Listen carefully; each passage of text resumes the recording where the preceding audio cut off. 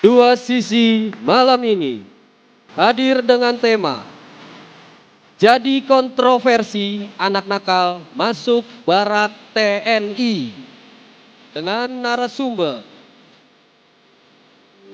Wakil Ketua Komisi 10 DPR RI Lalu Hadrian Irvani,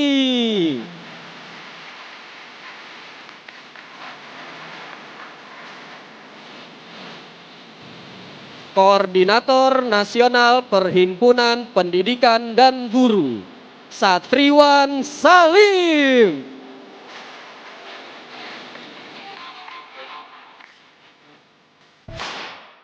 Politisi Partai Gerindra dan juga Ketua Umum Lisan Prabowo, Hendarsam Marantoko.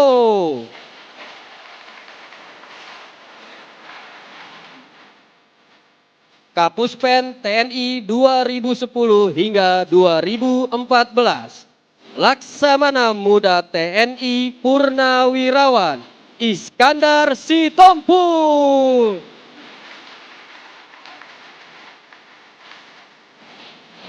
Dan inilah pembawa acara kita malam ini, Arif Fadil dan Aditya Nugroho. Assalamualaikum warahmatullahi wabarakatuh. Selamat malam pemirsa. Anda kembali menyaksikan program Kebanggaan Anda Dua Sisi dengan dua host kesayangan Anda, Aditya Nugroho dan Arif Fadil. Vi, ya. Gubernur Jawa Barat punya program bagus nih, Vi. Oke. Program yang bisa menangani anak-anak yang dikatakan nakal atau bermasalah dengan memasukkan mereka ke barak militer. Dibina selama 6 bulan sampai 1 tahun dan program itu sudah mulai berjalan awal Mei ini. Oke.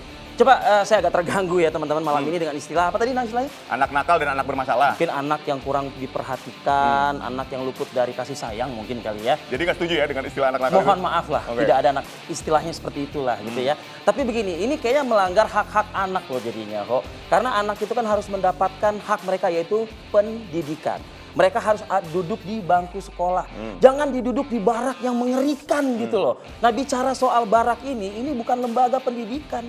Ini kan sebetulnya lembaga pertahanan negara kok, iya kan?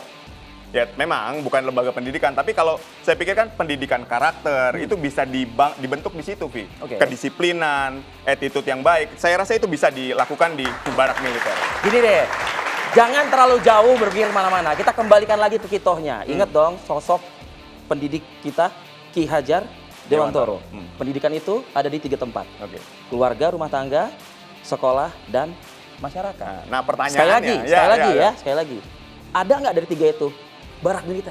Nah itu dia. Tapi pertanyaannya ketika di rumah, di sekolah, dan kemudian di masyarakat tidak berhasil mendidik anak ini menjadi anak yang baik, Oke. kayaknya barak militer bisa menjadi salah satu pilihan menurut saya. Ya kita bahaslah kalau gitu malam ini ya Oke. daripada kita berdebat terus ya Betul, malam silakan. ini. Ada Oke, siapa? saya ingin menghadirkan. Tadi kita sudah mendengar ya ada yang mungkin paham dengan dunia pendidikan Ya. mengingat sering berkomunikasi langsung dengan eksekutif. Wakil Ketua Komisi 10 DPR RI, Bang Lalu Hadrian Irvani, silakan bergabung. Baik, saya juga tidak mau kalah, langsung saja Bang Hendarsam Marantoko, politisi Gerindra. Kita akan Assalamualaikum, bahas Bang. malam ini. Ya. Oh, kok saya harus memanfaatkan momen kok ya. Boleh, silakan. Jadi Bang Lalu, Anda sepakat tidak dengan diksi anak? Mohon maaf, malam ini saya harus tegas mengatakan saya tidak mau menyebut kata itu. Anak titik-titik itu gitu. Nggak ada anak nakal sih sebenarnya. Sepakat dengan itu ya Bang ya, oke. Sepakat. Oke. Nggak ada istilah nakal itu. Oke. Nah, kalau misalnya masuk ke barak militer, bagaimana Komisi 10 melihat ini? Kalau konotasi barak ini kan cukup mencekam ya. Mencekam, menakutkan. Jadi yang sudah kebayang di kepala kita itu namanya barak, ya pasti akan menakutkan, mencekam, kemudian bangun sebelum subuh, ya kan? Iya. Kemudian tidurnya juga diatur. Ya. Semua diatur, makan diatur dan segala macam. Tapi bukankah itu positif, disiplin berarti kan? Dari satu sisi positif, Oke. tapi harus kita lihat dulu siapa yang ditaruh di situ, Nah, ya kan? oke. Tapi kan anak-anak sekarang bisa bayangkan ketika dia asik screen time, terus main gadget. Nah itu bisa tidurnya aja pagi gitu. Nah ketika pagi dia di sekolah tidak efektif untuk menerima pelajaran dan seterusnya. Artinya barak ini bisa menjadi pilihan yang bagus dong untuk Artinya mendisiplinkan kan gini, mereka. Tadi Mas Arif sudah menjelaskan 3 pilar pendidikan itu, rumah, sekolah, masyarakat. Nah disinilah fungsi ketiga pilar ini. Di rumah ya peran orang tua, Oke. di sekolah ada guru, ada teman-teman mereka, ada kepala sekolah dan sebagainya. Fungsi itu dijalankan di situ, fungsi pendidikan. Kemudian di masyarakat. Nah fungsi lingkungan, ini yang harus betul-betul kita kedepankan. Dibanding tiba-tiba barak. Konotasi barak ini aja udah luar biasa. Ini kayaknya Gubernur Jawa Barat ini udah hopeless kali ya. Dia sudah nggak menganggap lagi orang tua bisa mengurus anak gitu mungkin. Jadi jujur aja saya lihat berarti Jawa Barat ini sudah darurat pendidikan. Gitu tuh. Sangat darurat situasinya. Sampai-sampai Pak Gubernur masukkan ke dalam barak. Wah ini konotasinya bagi kita di dunia pendidikan kurang bagus menurut Jadi tegas Anda ingin mengatakan kurang sepakat, kurang setuju dengan program Gubernur Jawa Barat ini? Jangan terlalu dipaksakan, dikaji dulu. Tapi gini Bang Lalu, ketika kita lihat bahwa tidak semua orang seberuntung itu, artinya ada juga mereka-mereka yang tumbuh dari lingkungan rumah yang misalnya tidak harmonis. Kemudian di sekolah juga akhirnya dia malas-malasan dan ogah-ogahan. Termasuk di masyarakat lingkungan tempat tinggalnya pun tidak mendukung dia untuk menjadi anak baik tadi. Sehingga kan ini akhirnya menjadi satu pilihan kan yang dikeluarkan oleh Gubernur Jawa Barat. Ya artinya gini Mas, kenapa sekarang kita menitik beratkan kepada anak? Dalam dunia pendidikan itu kan ada anak, ada guru.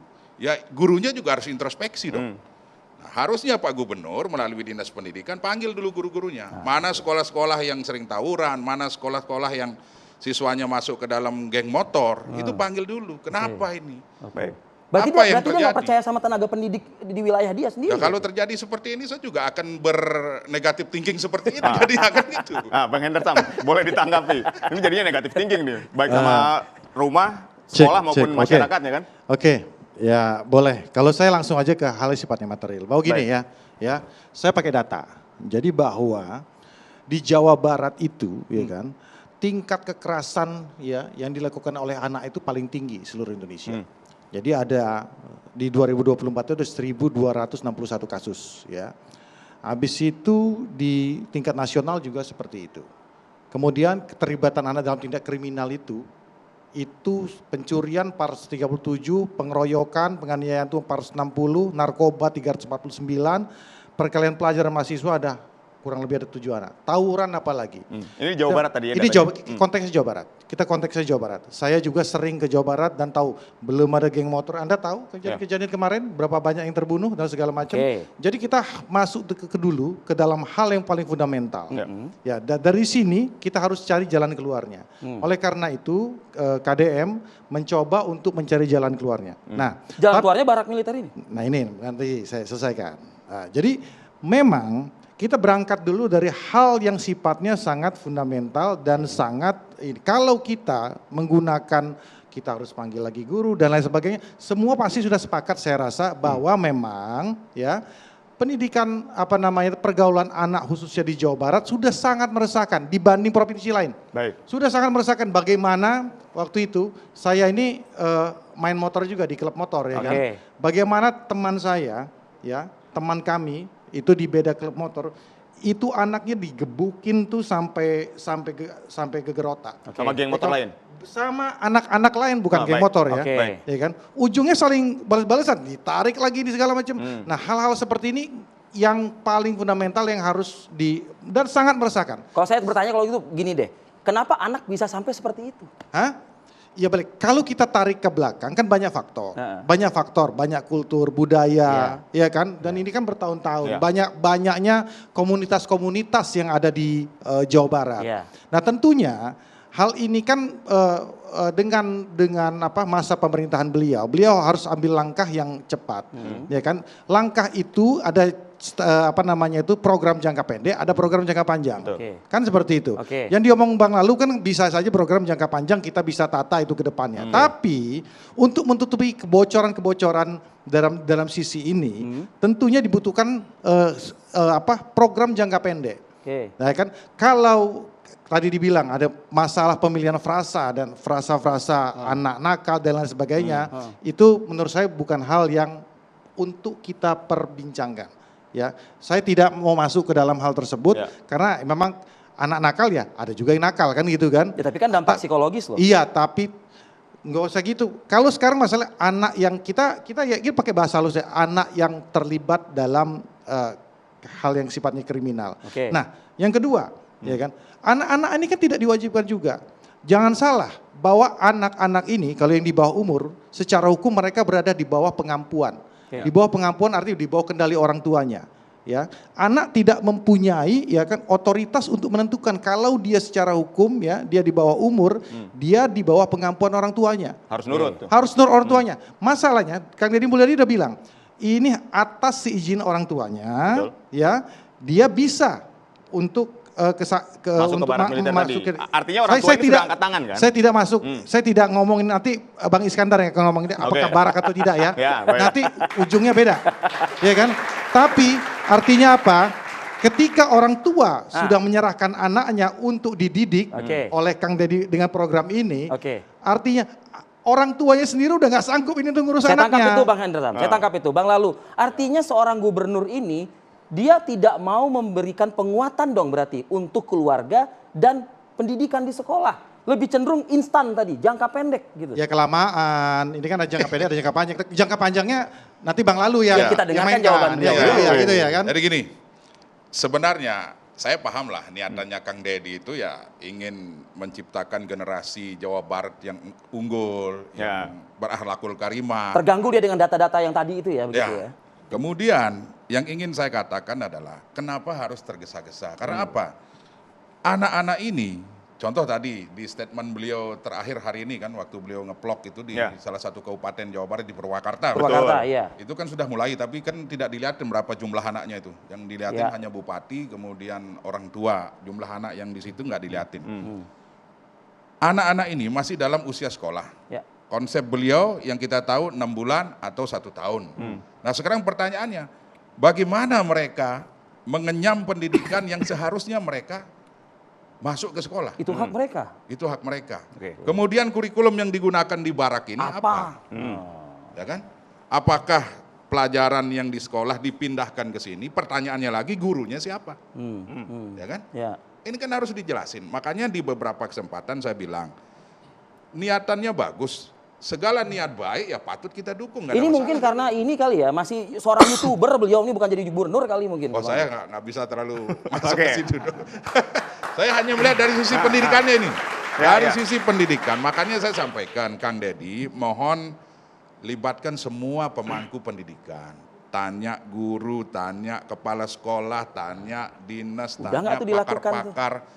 Dan jangan lupa ada Kementerian Pendidikan Dasar dan Menengah. Ini harus diajak untuk dilibatkan juga seharusnya. Tapi ketika TNI ini sudah menyatakan kesediaannya, artinya kan memang itu sudah dipikirkan. Selama 6 bulan ini kan tidak mungkin anak ini terus kemudian tidak diberikan kurikulum yang memang sesuai dengan kurikulum dari Kementerian Pendidikan kan? Ya tolong sampaikan, kalau memang sudah ada itu sampaikan.